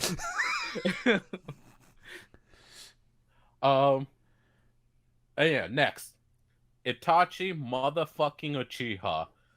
What a sad boy. How fucking depressing. Yeah, okay. Chinoda, I love him do you know why you can't get through this list? Why you can't lack I get through husbando. How dare you? How dare you? Do you like the meme that I posted in our Discord server last week with Bochi and fucking Denji from Chainsaw Man? Oh yeah, the freaking Itachi. Do you know why you can't beat me, Denji? You lack rock. No, Itachi's had such a tragic life, and he's just been through so much, and he does it all for the betterment of his village, and like the only person left in his life that he truly will give the world up for, the one person he just could not kill, his little brother. He's the sacrificial lamb. He chose to be the sacrificial lamb, and my god, he is so tragic. Yeah, and I love the fact that in Naruto they set up Itachi as like, oh yeah, he murdered his entire clan, and it's like you don't see it coming, dude. You do not. No, see it. When he's first introduced, they set up Itachi as like the big bad villain, and he's not. I know. There's so many people behind him that are controlling everything. It's like no one actually had more love for the village than Itachi. And I was like, he saw what was coming too. He knew what was coming. He did something to prevent it, and like, right or wrong, who could say? But oh man, what the actions he had to do that, and then the fact that even afterwards he had to live such a tragic life and inflict so much pain, even though at the end it was for the betterment for everyone. So fucking depressed. And like throughout everything, through the shows, the manga, games, everything, you saw little glimpses into his life on other sides in the past, even during the time it was airing, during his life, you saw other sides to him, little hints here and there. And it's like, what could have been? He was happy at some points, and I'm like, Jesus, this just hurts even more. Yeah. He's such a tragic character. Oh, and I just love pick. that. Yeah, it's not a bad pick at all. Pick. Yeah. I also want him to top me. Oh my god, of course. I mean, you want Oni-chan to top you, huh? Absolutely. He's so goddamn hot. Are you shitting me? He may be my third favorite character in Naruto. Yeah, no, I can respect that. He's a pretty good character. Like I love how they built his character, to be honest. Like the fact that again, he's the one who loved the ninja the most. How is Kishimoto in Naruto, the creator of Naruto? How is he so good at developing villains and secondary characters, but not the core three? How is he so good at that? How are you, as a writer, seriously, as a writer, how are you so good at developing side characters and so piss poor at developing your main character? I mean, tragic villains, they're the way to go. Oh, I love tragic villains. I mean, there are many reasons why I love Arcane so much, but a big reason is because of Silco and how well written he is as a villain. Yeah, you just want to touch his eyeball. All right, moving on from Itachi, because I could suck him off forever. Speaking of another person I want to suck off forever, Rimuru. Bone Daddy, I mean, what? I'd suck that bone dry. Oh my god. I'd suck that marrow. He's already had the meat taken off of his bones, though. Bro, good luck getting past the freaking Albedo and the vampire chick shouts here and the 8-edged assassins, bro. Like, I don't think you understand how many people you gotta fight for that. I'll fight. Oh, fuck. You'll fight them all. Give me the bone. It's like that. What's that meme with the fucking guy at the Parliament Assembly just grabbing the microphone with everyone around? Wood. Okay, so Rimuru, have you read the novel? I have not. I am anime only and movies only. Yeah, I know. I need to, but how was the movie, by the way? Because I know you've seen it. I wouldn't say. So I'd say you don't need to. I think that the anime is doing a pretty bang up job in itself, like doing everything that the novel has done. Obviously, the light novel is leagues better, but compared to the web novel, I'd say the anime is better. Okay. In my opinion, because web novels are basic. Yeah. Like I wrote this. They're a first draft. Yeah, they're first draft. So I mean, I still want to read the manga and light novel, though. Just saying. I think the light novel is well written in and of itself. How was the movie, Shinoda? Because I know you've seen it. Yeah, I was gonna answer that. Yes, I did. I meant to do a little thing about it. But my throat was a little bit fucked up, so I didn't bother to do that. It was okay. It was essentially a long episode, which, I'm here for it. I enjoyed it. It was essentially... How long was the movie? 2 hours, I think. No, an hour, 30 minutes, I think. Oh, 90 minutes? Okay. Standard 90-minute runtime? Okay. It's an anime original story, but it was written by the creator of Slime Tensei? Yeah, so I'm going to consider it canon. It very much seems like the characters are going to come back too. So... I'm fine with it. I actually enjoyed it. It just felt like it was a long episode. It had not too many moments of Sakuga, disappointingly, but it did have a couple moments which were pretty goddamn nice. But otherwise, it felt like it was just another average episode of Slime. Enjoyable, nice things here and there. That's pretty much it. Okay. I'll have to check it out when I can. Yeah. I absolutely recommend watching it, but don't expect the world out of it. It's basically just a long episode. As long as I get more Rimuru, that's all I want. Oh yeah. And you get a little bit more of the ogres as well, and it's oh my god. Yeah, it's nice. All right, moving on. Moving on, Shinoda. Yeah. Keep it in your fucking pants. Also, I'd like to both be topped and top by Rimuru. Just saying. Rimuru is versed as fuck. He's a slime. He can do whatever he wants, man. Exactly. He can do both that once. He can pull an Ant-Man. He can go right up your ass.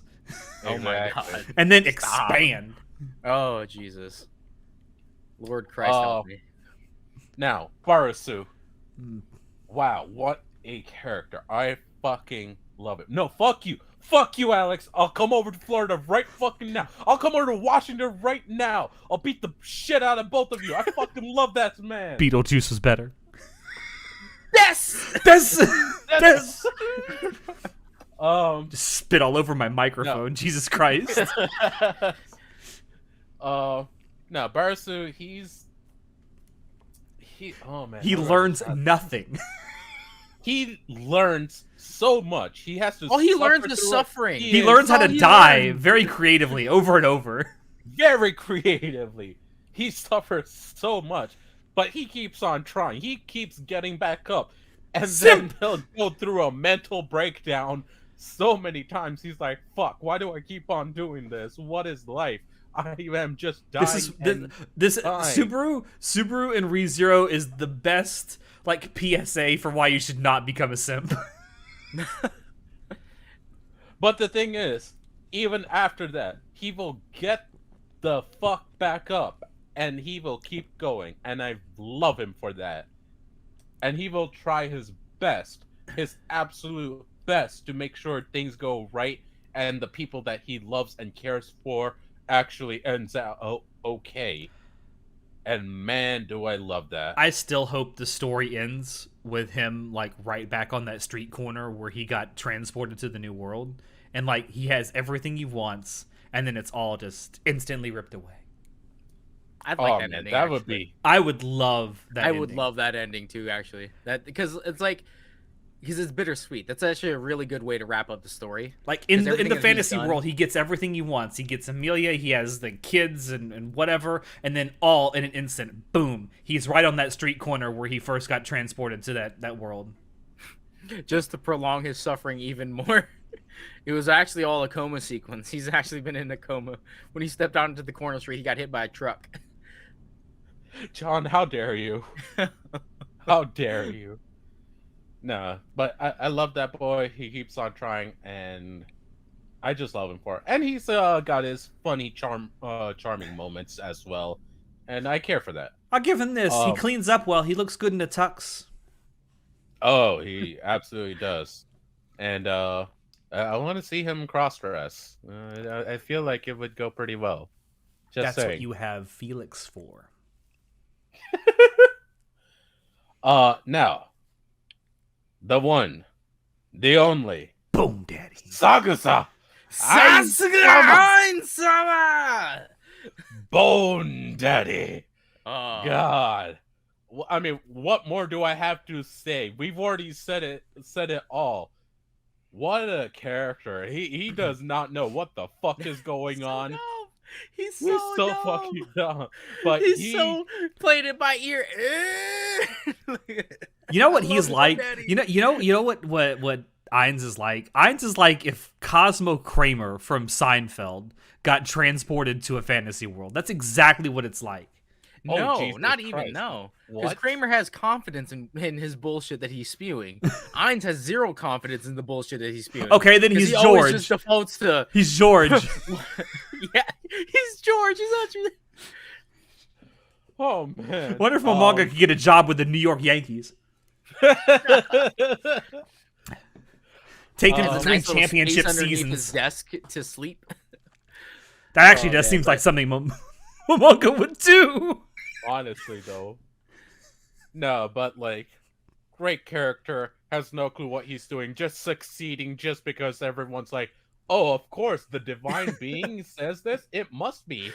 That's... Yeah. I understand his plan just from the offhanded, vague thing he said. My God, it's so brilliant. This will be the rest of the world in hundreds of centuries just because he offhandedly said this one thing. They're like, oh, they talk about the next 10-year plan or 100-year plan. He's like, maybe 1,000-year plan. They're like, oh my god, Sasuga Ainz has moved 1,000 years into the future. Holy crap! Like, what fucking 10D chess? Do you know? I like to think that the way that people respond to Ainz in Overlord is exactly how the Chinese government responds to Xi. Like I feel like that's gotta be how they just like he says something, it's like oh yes. we're saved. no comment. We're moving on. Oh man, look at this guy. Is that I a don't white care. balloon behind you? Is that a white balloon behind you, Xi? Hold on, I got that. Boom! That'll be $3 billion, sir. God damn it.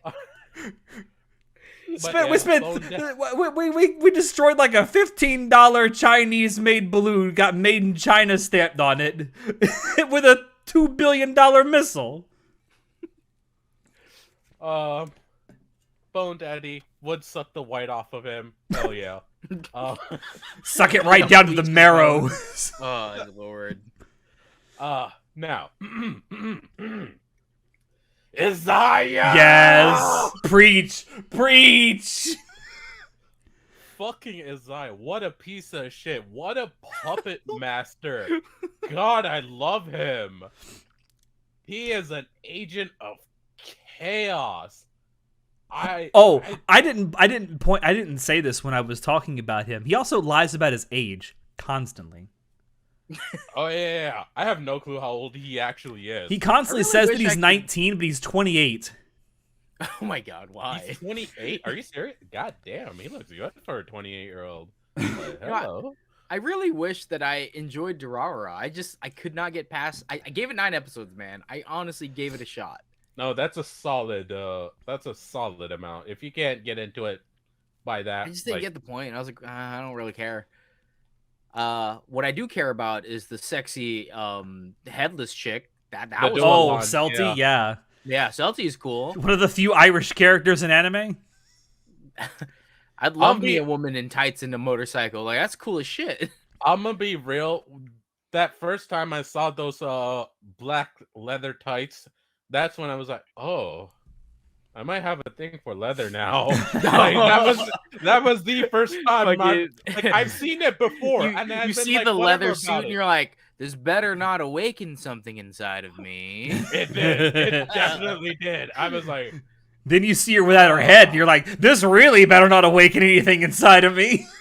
No. And then I saw her laying down on her motorcycle. I'm like, oh. Oh. Damn it, it's awakened something inside of me again. Like, oh, teenage me, what are you doing? So you asked what like the point of Durarara is? It's about toxic relationships. That's what the entire story is about. Because almost all of the characters that have any kind of relationship with each other is in some way very toxic. Isaiah's sisters constantly try to kill him. And I mean like beat the shit out of him. Also, they're twins. And they're very cute. Very, very, very cute. Alex, that's more your territory, but I do like twins. I was speaking of how young they are, but yeah. Don't flag the FBI twice in 1 week, bro. I can't keep bailing you out. That's what I have Karen Araragi for. Oh my. John's gonna have to censor this whole fucking Let me get my toothbrush, I'll be right back. Can I leave? Can I? Almost no, you're stuck here with the rest of us for eternity. It's called hell, John. There is no escape. This is not hell. But this yeah, is purgatory. Isaiah's a piece of shit, and I love him. He's an agent of chaos. He's great. I'll tell you exactly what Isaiah is. He's a pretty boy version of Kaiki Deshu from the Monogatari series. You know who Isaiah reminds me of, and I would not be surprised at all if they were related? Fucking Najimi from Komi. Oh! they are both agents of chaos, and they know everyone. And I wouldn't be. puppet You know what? I masters. would not be surprised to find out they'd be related either. No, really. Anyways, I had to think about who when you said that name. I had to that. I know that name. I've heard it. yeah. Now, this next one. This is a little bit of an oldie, and I would not be surprised if some of our viewers have not. Oh, if you got ovaries, you've definitely seen this anime. No, 100%. Every Fujoshi starts somewhere. I mean, for the Fujoshis definitely know about this. Black Butler, man. But the a hell of a butler. They might not know it. Black Butler. Oh man.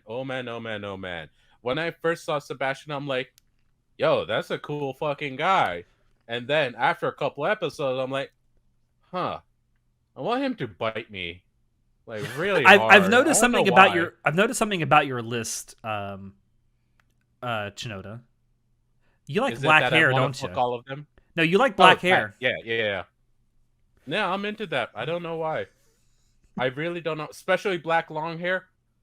Oh, There's literally 2 on his list that don't have hair at all. Well, yeah, and both of them are fucking skeletons. Don't knock the bone daddies. And then a slime who can turn his hair black if he wants. Don't knock the bone daddies. Back to the point. Yeah, no, he evokes something in me. That demon, I want him to do demonic things to me. Speaking of toxic relationships. He is the optimal example of a toxic relationship, but my god, do I love it. You know, when I watched Black Butler, I didn't know what like yaoi or like boys love or any. You were so innocent. I didn't know. I was like, people keep talking about Black Butler, and I watched it. I'm like, yeah, it's kind of an okay show. Like, he's a little bit friendly to his master, but I guess it's kind of funny. And then, like, all of these things are just flying over my head. I'm like, oh yeah, it's funny that his master cross-dressed. Ha, he has a fiance. Oh, bitch is crazy. And it's just like Sebastian doing weird shit, and I'm just like, oh yeah, this is kind of a weird show. They're a little bit intimate. I was like, oh yeah, man, whatever, that's cool. Like, I did not know. I do not understand. Everything flew over your head. Everything. I was a little babby when I watched Black Butler. Everyone else was saying it's so good, this and that, and I was like, yeah, I guess I'll watch it. It was okay. But now that I know what like BL is and Fujoshi stuff is, I'm like, oh, that's like, why I didn't get into it. Oh, it's for a certain crowd of girls. And guys. And guys. Yeah, that's right. A lot of us that definitely exist. Fudanshis exist. There's an entire anime about that. There is. Yeah. Oh my god. What was it called? Fudanshi. Is it My Life is in Fudanshi or something like that? My Life is in something like that. Something. Yeah, I don't remember. It's like a comedy one though, right? Yeah. And it's not very good. When was it made? When did they come out? I think it was like back in 2018. Oh man, so a while ago. Okay. I might have to go check that out. I think it was based on like a 4-koma like manga. Oh. I don't exactly recall, so don't quote me on that, but I just remember the anime itself not being very good. It is what it is. All right. Anyway, Sebastian, want him to eat me. Goddamn, rail me, demon daddy. Hell yeah. Elias, the other bone daddy, the eldritch abomination, the fey demon, whatever the fuck he is. From Ancient Magus Bride. From Ancient Magus Bride. I want to marry him. I love him so much. He's such a puppy. He's so cute. He's so fucking cute. No, he's a cool character. He really does not know anything about the world, and he essentially buys a slave wife just because like that's part of the experience of living. But he learns the world and learns to live through her. And it's such a cool experience. And like watching him as a character grow feelings, understand himself, understand life itself. It's such a beautiful thing to see, and I fell in love with that anime and specifically this character because of that reason. Okay, and a second season is coming out. And the second season is coming out pretty soon. Is it? Too. Yeah, it's like, later it's this year. Yeah, I think so. I watched the first episode of Ancient Maker's Bride, but I do remember reading up to like I think chapter 29 or 36 of the manga, and then like it didn't update for a while, so I just stopped reading it. But I did like it. I mean, I like the character of Elias, like the fact that he starts off like emotionally stunted because he's a freaking eldritch horror, but then like I mean the whole buying a slave wife thing, and she's a little girl, but I mean that's beside the point. We're gonna look past that. He's emotionally stunted, all right, and it's not about anything like gross. It's about growing as a person. Okay. Yeah. I mean, yeah. Doesn't actually do anything Natsuhiro that I know of. Like, no, like there's nothing in the show that's super like. There's nothing in the show that's ecchi sexual at all. Yeah, nothing. Yeah, there's nothing sexual. Yeah, which is actually really fucking cool.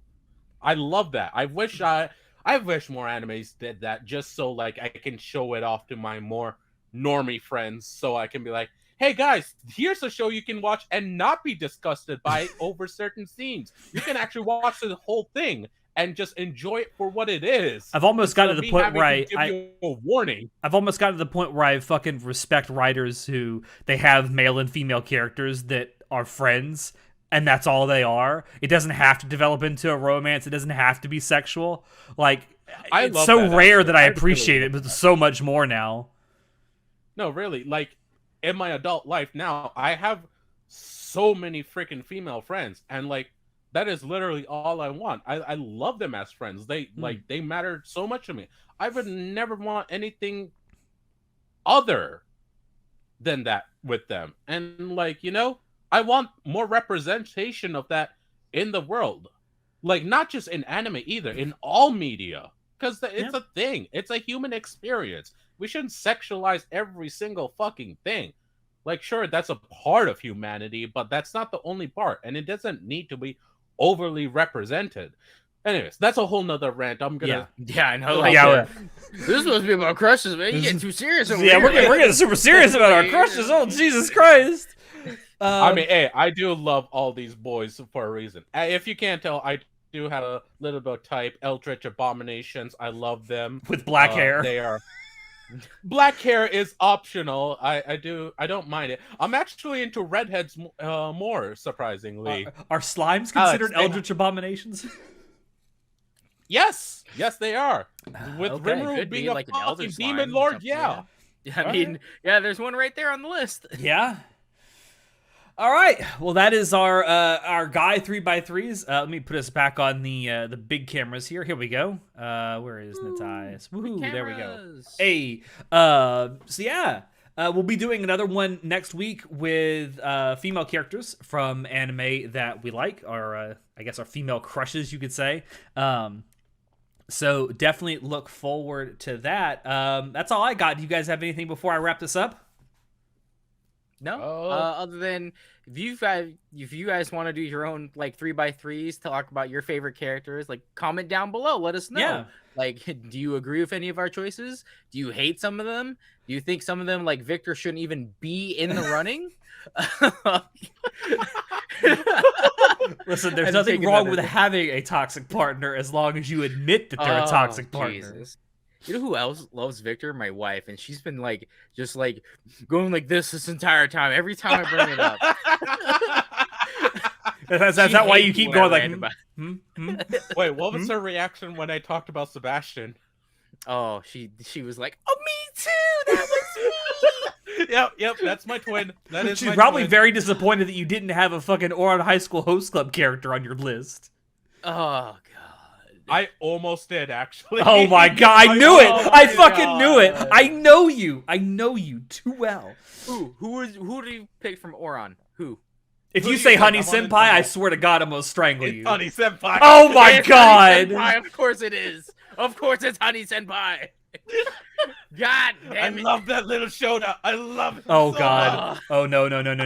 Okay. On that note, thank you all there for dropping in to listen to us. Wait till you see my list next week. Oh God. You want to talk about getting canceled? Check the description below. And if anyone at this point doesn't know what's in my center square, you don't know. You haven't been listening to the podcast for a long time, or you ain't paying attention. Or you're new. But check the description below to find links to Anime Club, After Dark, on Twitch, on social media, and on Discord. You can also check out our merch store. Any purchases you make there do really, really help us out. With that, I have been your host, Alex, and I will see you next time. Say goodnight, guys! Bye. I'm gonna go download Grinder again. Oh my God.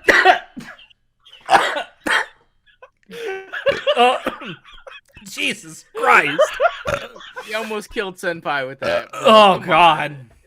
That hurt. Oh my God, that hurt. Jesus Christ. You gotta warn me before you're about to tell an epic joke. That wasn't a joke. Oh my God. Wow. I'm gonna go throw up.